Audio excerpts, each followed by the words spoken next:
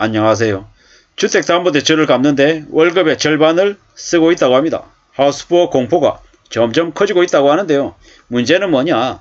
지금 현재보다 앞으로 2023년 연말, 2024년이 되면 부담이 더 커진다라고 봐야 됩니다. 지금은 주택담보대출 부담이 5%, 6% 이러고 있죠. 이 다음은요. 올 연말 되면요. 8%, 9% 이제 되는 거죠. 지금 현재 주택담보대출의 하단 상단이 6에서 8%쯤 된다라고 하면 올 연말이 되면 어떻게 됩니까? 8%에서 10% 됩니다. 내년에는요. 10에서 12, 13%까지 올라간다라고 보면 맞습니다. 에이 설마 그럴 리 없다. 안 그렇게 된다. 그렇게 되면 나라 망한다. 이렇게 주변에서도 얘기합니다. 근데 감히 말씀드리건데 그렇게 올라갑니다. 왜냐? 이제 금융권들이 시장 리스크 그러니까 자기네가 이제 충당금을 설정해야 되기 때문에 더 많은 대출을 해줄 수 없는 상황이고 이미 대출 낸 사람들에게는 부담을 더 내라고 강요할 수밖에 없는 상황입니다.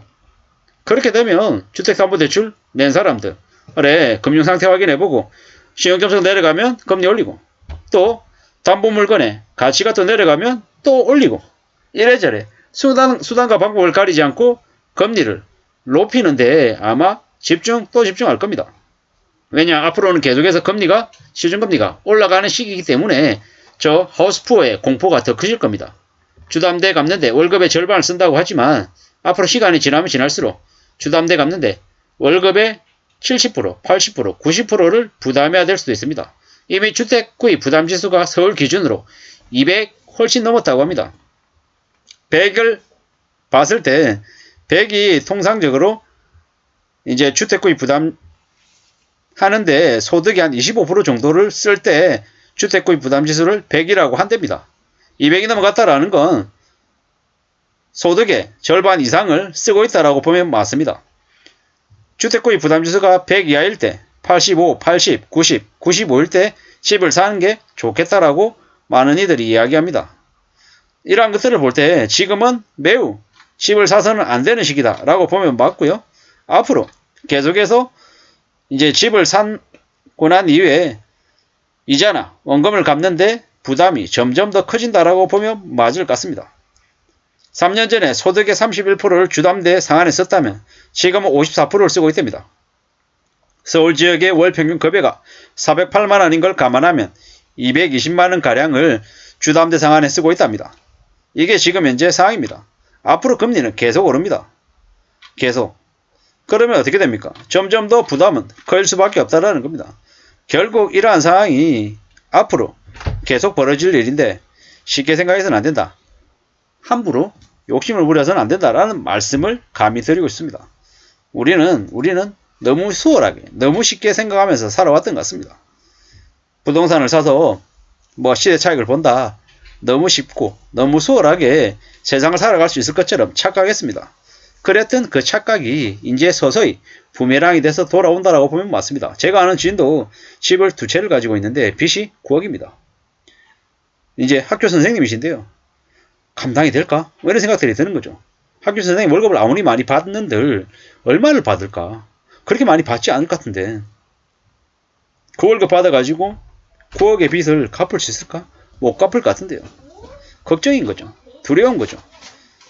세상에 내 생각처럼 내 바람처럼 이 삶이 흘러가면 참 좋겠지만 그렇지 않은 경우도 많더라는 겁니다. 내가 바라는 대로 흘러가면 다행. 근데 그대로 흘러가지 않으면 어떻게 됩니까? 인생이 그냥 초토화 된다라는 겁니다. 초토화.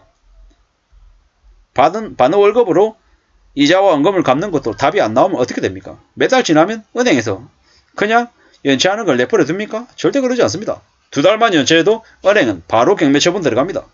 경매처분 들어가면요. 가진 집 다 날리는 거죠. 그러면 빚이 끝나냐? 아닙니다. 경매처분에서 경매 낙찰된 금액에서 수수료 제하고 은행이 빚을 가져가겠죠. 그리고 남은 건 남은 그대로 갚아야 됩니다. 절대로 끝나지 않는 거다라는 거죠. 끝나지 않는 영원히 갚아야 되는 게 빚이라는 겁니다. 빚 내서 집 사고 다 그렇게 산다라고 이야기합니다. 근데 그렇게 마음먹으면서 살다 보면 평생 빚의 굴레를 못 벗어나는 경우도 많더라는 겁니다. 그나마 자신들이 감당할 수 있는 범위 안에서 대출을 내서 원금하고 이자를 내면서 갚아가며 사는 사람들은 그나마 나을지도 모릅니다. 무리하게 욕심 부려가지고 돈 벌겠다고 생각하고 뛰어들었다가 망가지는 경우가 한둘이 아니라는 거죠. 이미 주택담보대출 내서 이자하고 원금 갚는데 절반 이상을 급여의 절반 이상을 쓰고 있는 사람들은 어떻게 살겠습니까? 삶이 그냥 암울하다라는 겁니다. 절대로 괜찮을 수 없다라는 말씀을 드립니다. 뭐 남들도 다 그렇게 산다. 남들도 다 빚내고 살아. 빚 없는 사람이 어디 있어? 이렇게 하는 얘기에 솔깃해가지고 투기하고 모험 걸었다가 인생이 순식간에 쓸려갑니다. 쓰나미처럼 쓸려가면 다시는 회복하지 못합니다. 지금 너무 많은 사람들이 빚에 굴레에 갇혀서 살고 있다라는 겁니다. 어떻게 살까요? 삶이 괜찮나요? 괜찮지 않다라는 겁니다. 물론 감당할 수 있는 범위 안에서 빚을 내고 하루라도 빨리 빚을 갚으려고 마음먹으면서 살아가는 사람들에게 빚은 어쩌면 도와줄 수 있는 길이 될지도 모르죠. 근데 자신의 수준, 자기가 감당할 수 있다 없다 그런 것을 재보지 않고 짧은 기간 안에 큰 돈을 벌, 시세 차익을 볼 욕심으로 뛰어 들어가는 사람들은 어떻게 됩니까? 그 때문에 대부분 다 망가진다라고 보면 맞습니다. 이웃나라 일본이 아무리 월세보다 집을 사고 난 이후 주택담보대출 이자가 더 싼데도 대출을 안 받는 이유가 뭐겠습니까? 자기가 그 직장에 얼마나 오랫동안 일할 수 있을지 모른다. 그리고 언제든 집값이 폭락해서 집값 하락분만큼의 대출 원금을 일부 상환해야 될 위험이 빠질지도 모른다. 그리고 집에 얽매이다 보면 노후 대비가 어려울 수 있다. 나중에 원금을 대출 원금과 이자를 다 갚을 쯤 됐을 때 집의 잔존 가치가 거의 빵에 가까울 수 있다. 결국 뭐 하면 살았는지 모른다라는 후회가 될 수 있다라는 거죠. 이웃나라 일본이 살아가는 모습들을 보면서 우리는 많이 반성해야 될 것 같습니다. 함부로 주택담보대출을 생각하고 쉽게 집을 사서는 안 될 것 같습니다. 잘못 집을 샀다가는 그 때문에 인생이 평생 족쇄에 갇힌, 족쇄에 채워진 삶을 살지도 모른다라는 겁니다. 함부로 빚을 내도 된다라는 말을 하는 놈들의 말을 절대로 믿지 마십시오. 세상은 절대로 우리를 좋게 만들어주고 우리를 편안하게 살게 내버려 두지 않습니다. 어떻게든 우리를 더 착취하고 부려먹고 이용해 먹으려고 드는 게 이 세상이다라는 겁니다. 대한민국의 기득권들, 재벌가 족벌가, 정치 경제 기득권들은 보통 사람들을 더 부려먹고 더 착취할 생각이 있지 그들을 위해 사는 사람들이 대부분은 아닙니다. 함부로 그들이 하는 말, 언론의 전문가라고 하는 이들이 하는 말을 믿어서는 안 되겠습니다.